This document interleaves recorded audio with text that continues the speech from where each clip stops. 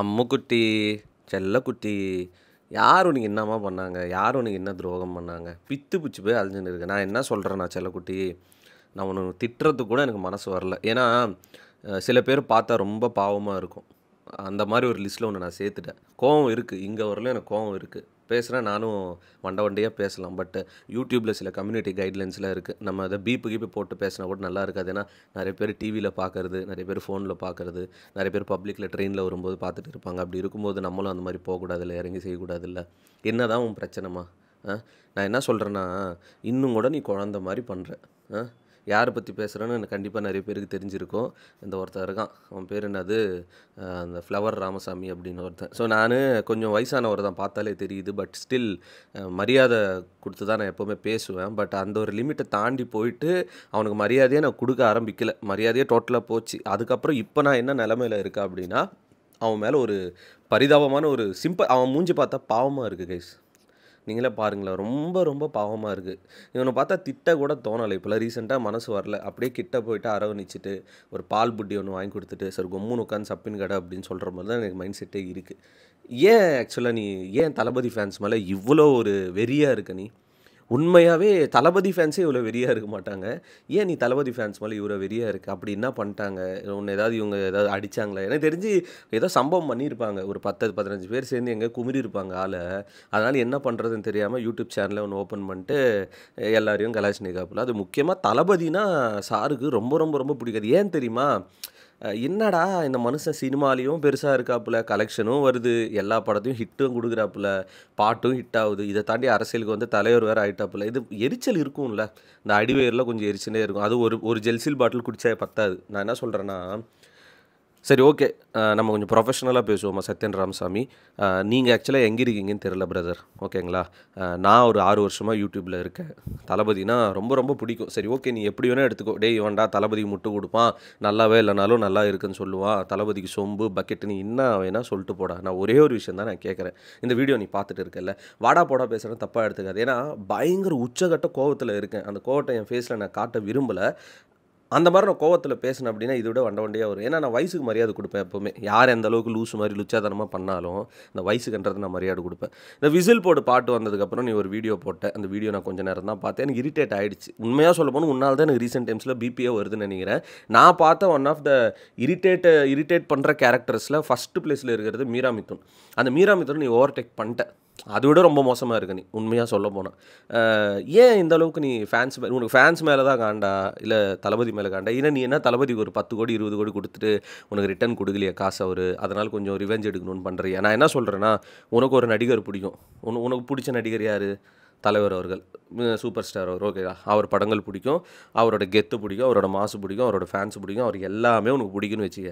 நீ மற்ற ஆக்டர்ஸை கிரிட்டிசைஸ் பண்ணு, அது எல்லாருக்குமே உரிமை உண்டு. ஆனால் ஒரு பாட்டு வந்தாலும் அது கிரிட்டிசைஸ் பண்ணுவேன், அவர் அரசியலுக்கு வந்தாலும் கிரிட்டிசைஸ் பண்ணுவேன். இவரெல்லாம் தலைவரான்னு கேட்பேன். நான் என்ன சொல்கிறேன்னா, இதுக்கு முன்னாடி நடிகர் விஜயாக இருந்தார், இப்போ தலைவர் விஜய். இவருக்கெல்லாம் பார்த்தீங்கன்னா இப்போ ஒரு தனி என்ன சொல்கிறதுனா, தலைவர் விஜய் அப்படின்னு சொல்கிறது ஒரு கெத்தாக இருக்குது. இதை தாண்டி ஆல்ரெடி இருக்கிற ஃபேன் பேஸ் அப்படின்னு நிறைய பேர் பார்த்தீங்கன்னா உள்ளே சேர்ந்துருப்பாங்க. நீ ஆனால் எங்கேயாவது நீ மாட்டினு வச்சுக்கோ.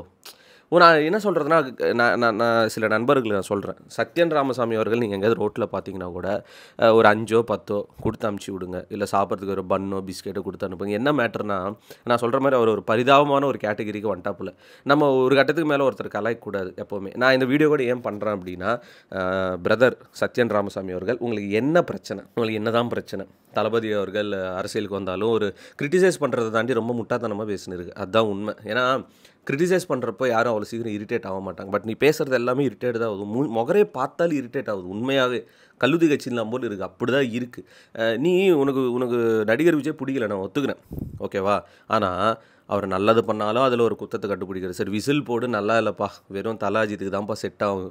வெங்கட் பிரபுனா தலாஜித்துக்கு தான். அவர் விஜய் வேணுமனே அவர் பண்ணியிருக்காரு, செஞ்சுருக்காரு இந்த பாட்டில். என்ன வாட் எவர் இட் இஸ், என்ன வேணால் இருக்கட்டும். நான் என்ன செய்கிறது தெரியுமா? கிரிட்டிசைஸ் பண்ணு, பர்சனல் ரிவெஞ்சாக பேசாத. எனக்கு எல்லார் நடிகர் பிடிக்கும். ஆனால் உன்ன மாதிரி ஆட்களால் எப்பட்றா இவன்லாம் தலைவருக்கு ஃபேனாக இருக்கார் அப்படின்ற அளவுக்கு எனக்கு ஒரு டவுட் வருது. நான் என்ன சொல்கிறேன்னா, இந்த வீடியோட டிஸ்கிரிப்ஷனில் என் மெயில் ஐடி இருக்கும். மெயில் ஐடியில் ஒரு மெயில் போடு எனக்கு, நண்பா I am ready to interview அப்படின்னு சொல்லிட்டு போடு. நீ சொல்கிற லொக்கேஷனுக்கே நான் வரேன். நம்ம ஒரு சின்ன ஒரு இன்டர்வியூ. ரொம்ப எதுவும் சண்டைலாம் போட்டுக்க வேணாம். நானும் கொஷின்ஸும் எதுவும் ரெடி பண்ணிட்டு வரமாட்டேன். சத்தியமாக ரெடி பண்ணிட்டு வரமாட்டேன்.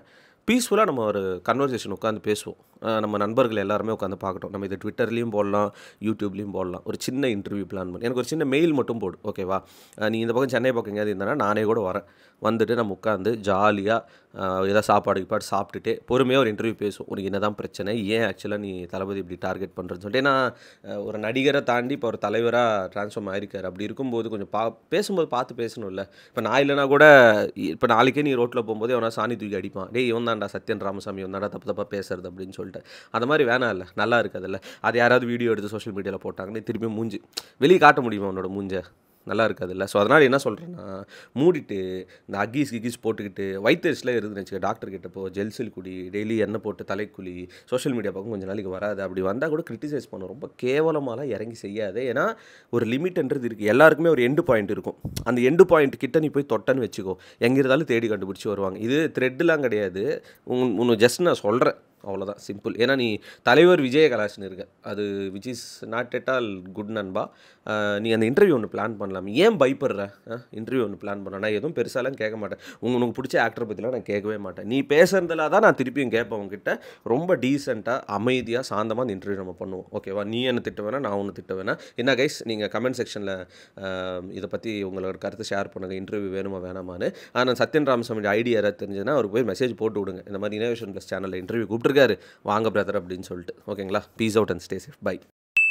தளபதி கோடான கோடி ரசிகர்களின் என்றும் அறிவதி, பிக் ஷாட் இவர் பிளாக் பஸ்டர் வந்த மகுமதி, இக்னோர் நெகட்டிவ் வெட்ட சொன்ன தங்க தளபதி.